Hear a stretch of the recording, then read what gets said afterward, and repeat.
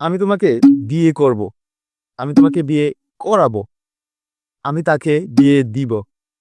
Hello everyone, এই যে আমি বাক্যগুলো বললাম, এগুলাকে আপনি কিভাবে ইংরেজিতে বলবেন? এখন এটার মধ্যে একটা খুব সিম্পল, যে আমি তোমাকে বিয়ে করব, আই উইল ম্যারি ইউ, এটা আপনারা সবাই পারেন। কিন্তু আমি তোমাকে বিয়ে করাবো অ্যান্ড আমি তোমাকে বিয়ে দিব, এই দুইটা বাক্য যখন চলে আসবে তখন আপনি হয়তো বা আটকে যাবেন বা পারবেন না। Most of the students maybe আপনারা পারবেন না, বা অনেকে হয়তো বা পারবেন।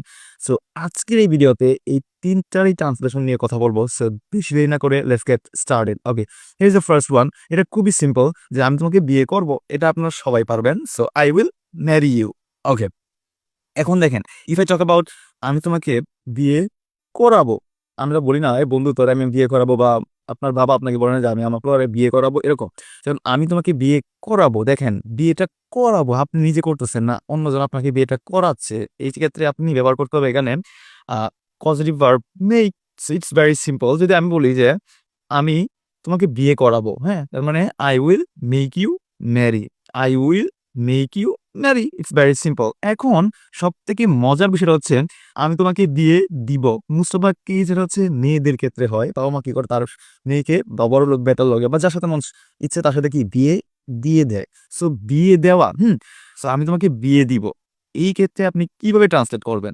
এটা অনেক ইন্টারেস্টিং। সো এই ক্ষেত্রে ছোট্ট একটা ফ্রেজ ইউজ করতে পারেন, সেটা হচ্ছে মেরি অফ।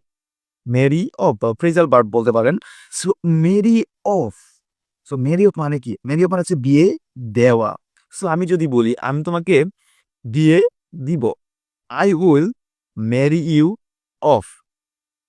আবার আমি যদি বলি যে আমি জরিনার বড়লোক বেটার সাথে বিয়ে দিব, I will marry off Zarina to a rich man. এখন এখানে কথা হচ্ছে এই প্রথম বাক্যটা যখন আমি বলছিলাম যে I will marry you of, আর পরেরটাতে বলছি আমি কি, I will marry of Zarina to আর রিচ ম্যান। এইখানে দেখেন কিছু পার্থক্য আছে।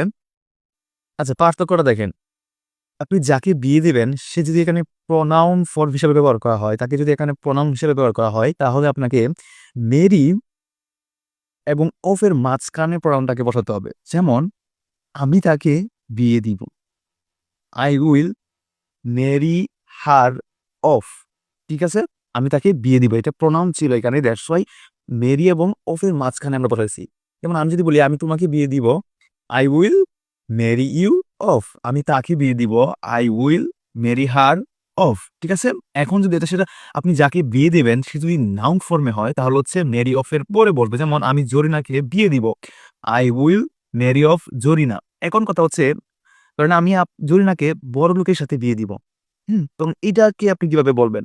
I will marry off Zarina to a rich man. আপনি যার সাথে বিয়ে দিবেন তার পূর্বে টু প্রিপোজিশন বসাইতে হবে। ঠিক আছে, যেমন আমি জরিনাকে বড় লোকের সাথে বিয়ে দিব, I will marry off Zarina to a rich man. So in summarize আমি যদি বলি, সরি, আমি তাকে বিয়ে দিব, I will marry her off. আমি জরিনাকে বিয়ে দিব, I will marry off Zarina. And আমি জরিনাকে বড় লোকের সাথে বিয়ে দিব, I will marry off Zarina to a rich man. So it's very simple. So hope you have understood. Namaste.